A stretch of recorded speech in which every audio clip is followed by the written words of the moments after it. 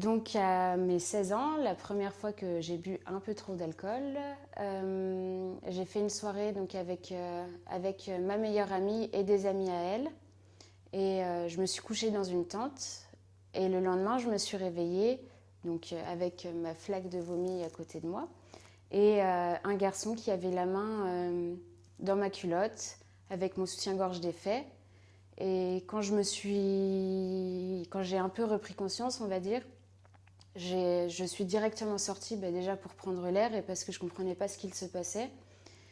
Et quand je suis re-rentrée dans la tente, lui, sa voiture a démarré au même moment et il était déjà en train de partir donc de ce lendemain de soirée.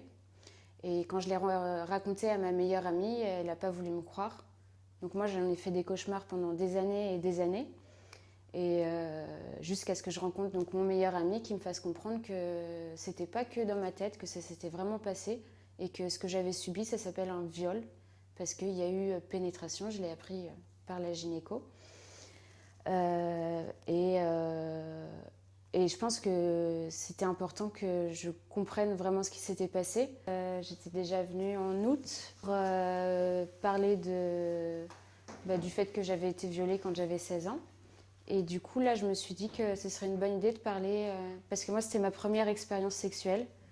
Et du coup, parler de comment démarrer une vraie vie sexuelle après avoir été violée pour la première fois qu'un garçon m'a touchée, quoi. Moi, ça s'est fait parce que, parce que j'ai eu la chance d'avoir un meilleur ami qui m'a aidé à avoir confiance envers les hommes. Et je suis un peu tombée sous le charme d'un garçon qui a été très patient avec moi. Oui, si, très patient, 8 mois à peu près, où juste il était calme et patient. Et au final, je me suis rendu compte que pour moi, le plus important donc, dans la sexualité, du fait de cette expérience, je pense notamment, c'était que j'ai forcément des sentiments pour cette personne et que je sois vraiment en totale confiance avec lui.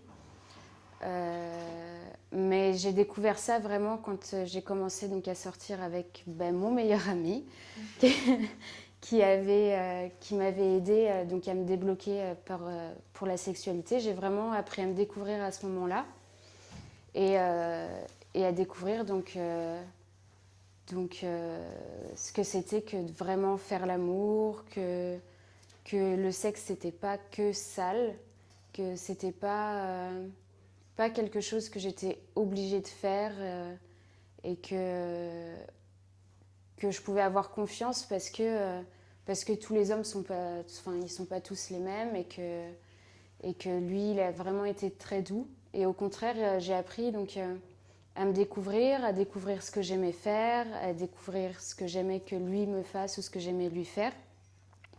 Et uniquement grâce à cette confiance que j'avais en lui, du fait que ça faisait des années qu'il avait toujours été là pour moi. Et au final, c'est comme s'il m'avait permis d'aller vers les hommes, mais pour aller vers lui en quelque sorte.